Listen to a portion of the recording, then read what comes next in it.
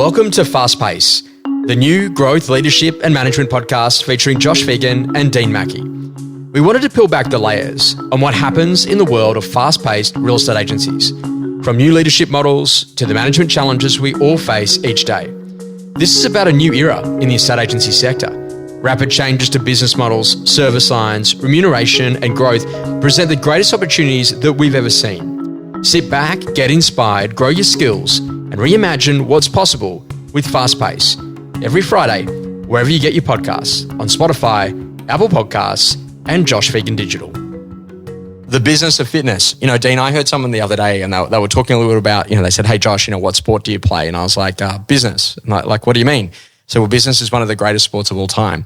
And if you think about it, really whether or not it's your physical fitness, your business fitness, emotional fitness, relationship fitness, what actually is fitness, it's actually about speed of recovery. So if you run up the hill and all of a sudden your heart rate goes up, when you get to the top of the hill and you do a few breaths in, all of a sudden that heart rate will come back down to what's known as your resting heart rate. And the speed at which that actually happens is actually what we've got to call your fitness. Now, Dean, we know people have got deal fitness. They can literally bring your deal together very quickly. When they lose a buyer, they can bring another deal together very quickly. We know that people that are working on their physical fitness and mental well-being, it's a really important capability in an industry that gives you a ton of rejection. What the most important conversation is to realize what is fitness, how do you build it, how do you work it, how do you maintain it, how do you keep it structured and consistent. Dean, you've been around for a long period of time. Longevity is important. Sustainability is important. Really setting those things up is about making a great decision. So I want to talk to you today about, the business of fitness, thinking about all the different areas that fitness sits in our lives. What are the things that have really worked for you to make sure that you're incredibly fit in the areas that matter at the different stages of your life and the different commitments that have come along? Thanks, Josh. If I'm fair dinkum about it, I'll tell you that I'll probably struggle with it, and I think a lot of people do. I think our industry, you do a lot of giving. There's a lot of having to give a lot of energy to others to help them either achieve a result on a deal, and as a stressful process, and also our agents have to go through a lot of that too, right? So we do a lot of giving in this industry, and that can exhaust and deplete you quite a lot. And so what I've struggled with is the concept of making sure that I'm at my best, so that I can, at first investing in myself, because typically when you're giving, you can easily put yourself at the bottom of the list around priorities. So you miss your training session, or and then if you miss a few of them, it can have a cascading effect, and you could stop, and and potentially, if you're working pretty hard and you got lots on, and the mobile phone these days, it's like a weapon that can be like kryptonite to you, because you're attached to it all the time, and then you neglect your relationship or your children or whatever, and it catches up, can catch up, right? So I constantly catching myself these days going, man, this is a habit, or this is something that's going on that's not serving you. In fact, it's actually causing you problems. And I've had real issues over the years getting the balance right? So, I like to drink wine too, so I do, and sometimes I'll go on a bit of a run of it, and I'll put on a bit of weight. I'm like, oh God, this is... So we all got our own stuff, right? But I would say to you that increasingly, when you talk about longevity and performance, there's a real clear link, around people's longevity and performance as it comes to how well they're looking after themselves or not. I mean, you can actually be a high performer and actually have your life out of control. There's no doubt about it. There are often they do. There's a high performing group of people that they have a high. There's a new term like anxious high performers. There's a high level of anxiety, high levels of stress, but still performing. Right? It's the duck that's swimming on the water that you can't see all everything, but their life's a mess, and there's substance abuse and different things that are going on. Right? We see it all the time in this industry. So I look at it and go, if you want to have improved performance and good productivity, and if you want to be happy in your life and you want to be your best self, you've got to be on top of this, right? So I'm increasingly educating myself and trying new things and just putting some simple roadblocks in place. I sort of resisted doing the whole understanding how many calories I was having every day. And I thought, well, but I'll be honest with you, like late last year, I had a crack at it. It made a really big difference to my life. I felt better for it. My mental clarity was good, and I was combining it with sauna and ice baths and more exercise. And all of a sudden, you get yourself into a pretty good rhythm and routine, and the whole thing's connected. If you've got something going on in your health and you don't feel good about that, then it's going to affect other parts of your life. So for me, I think if you can live well and be work out a way to be your best self, then that's a really important why, right? Because that's what we want, right? And if you've got overall well-being, then you're going to be less stressed, you have a better relationship and a better quality of life, really, right? And so that's what we all want. And that is what then feeds onto your customer and your ability to be a better agent and a better performer and a better husband and all these other things. So the thing I was thinking about is like the quadrant. I know you and I have seen this a bit before. Tony Schwartz came up with it in the Powerful Engagement, where he says, high on energy, low on energy, positive or negative. If you're high on energy and you're positive, you're in the performance zone. Low on energy but still positive, you're in recovery zone. High on energy but negative, that's survival zone. And low on energy and negative, you're actually in a position that you're in burnout. And I think that the first conversation is that where are you at on that grid? And then once you've worked out where you're at on that grid, what are the specific behaviors, specific things that you got to put in play that can allow you safely to move into the desired zone. So touch wood, it doesn't happen to any of us, but unfortunately it probably will, but a really close friend or someone passes away, it doesn't matter how much you're in that high performance zone, you will move into burnt out zone quite quickly. And you think, oh, geez. There's no doubt about it. And then you lose your level of resourcefulness, right? And you start making bad decisions potentially. You don't talk to people the right way, you get cranky, all those other things. Right? And people don't get it. So, geez, you really jumped into that quickly. But what that then leads into is that then saying, okay, great, but what are the safe set of things that I can do, the triggers that allow me to know that I'm now moving into that different zone? And so this is the interesting thing, is that like, okay, it could be as simple as the reset of the piece of music that you play, the breath work that you do, the conversations that you have, the high five when you walk in and you see someone in the office. It might actually be that you do go and have the cold shower. Everyone can do that. You move in a position, it is a sauna or an ice bath if you're lucky enough to have one. But you start thinking very clearly that like, what are the specific things that I do? Now, I don't know about you, Dean, but I found that the affirmations list was always good. Like who do I intend to become, and get really clear about the things that make me feel good. An achievements list was awesome too, because as I achieve little things throughout the course of the week, that builds up over a year.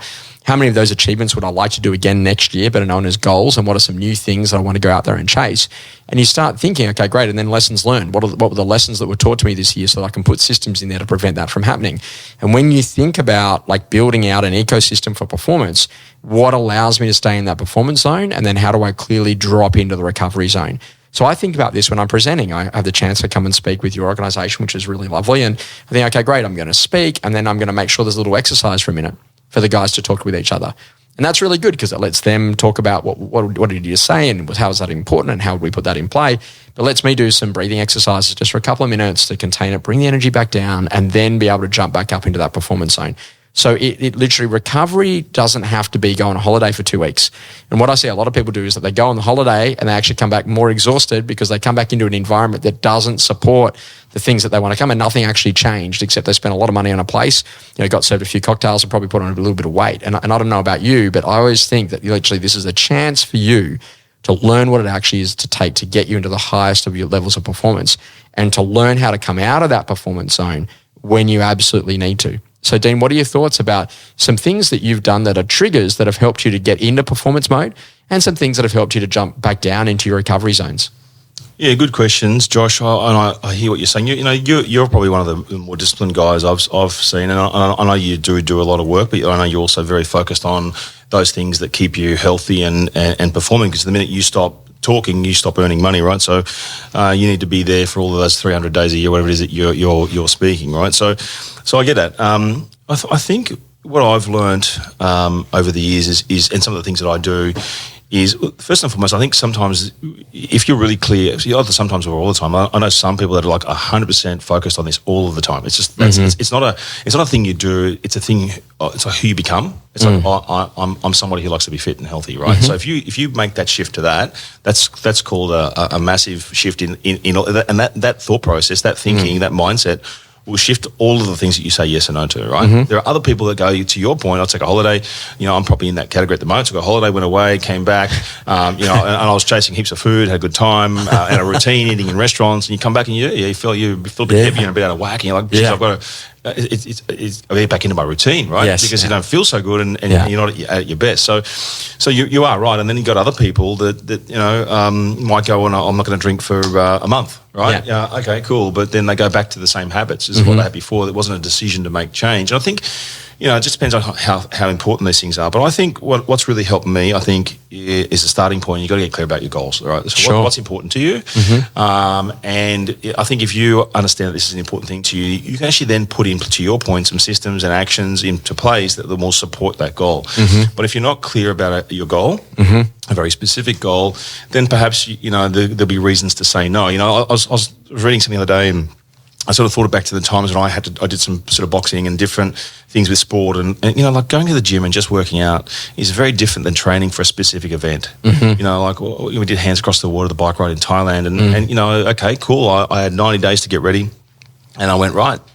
I knew I had to ride, so there was no choice but to do it. Yeah, so having set some goals, I'm like, well, it's not negotiable. I'm going to go and do this thing, is very different than me going, yeah, I just want to get a bit fitter, right? Because then on those days you might say yes and no to different things. So I think if you get clear about your goals is really important. I think doing an audit on where you think you're at in your lifestyle is important, and I think that thinking about how, I think for most people, if they can feel a bit more connected socially, if they are moving, you're getting some, you don't have to be an athlete, but as long as you're moving, and provided you're getting some sleep, those things are really important, as well as obviously nutrition. So if you can take those building blocks and then add some mindfulness to it, some practice around either gratitude, breath work, whatever, that just helps, right? And so I look at it from a business perspective and think, well, you can go and do that personally, but we as business owners can actually help our team do it. So the first thing is, I think for people to want to engage in these sorts of things in the workplace, you've got to provide a fair amount of psychological safety. They've got to feel safe in an environment 100%. To want to be able to talk about these things, because otherwise they won't.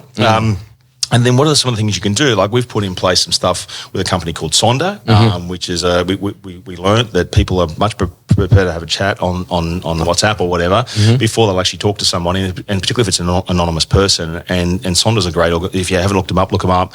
They provide services to some great companies. They're an Australian, I believe they'll be an Australian icon at some point. But this particular company came out of a background of emergency services, and now they provide everything from at call nurse, doctor, psychologist, everything, safety if you're in the wrong spot. Really cool, right? And so we've had a lot of our team use that service because it's given them a sense of security and support, and I think it's actually been highly useful. And then we've also partnered with companies like Benny Button who have helped us understand from a data perspective what are the trends in the business where we have things where people have got stuff going on, and then what are the training programs we can put in place and the activities we can put in place to help support those things. And we sort of did that with our top 50 leaders last year, and this year we're going to do it through the wider organisation. So I think that I think it's good for us as business leaders to role model and demonstrate and be vulnerable and say, yeah, I'm not perfect, but I'm working on these things, and actually share some of the things that you're working on, and having regular checkups and things for you to make sure you're actually okay,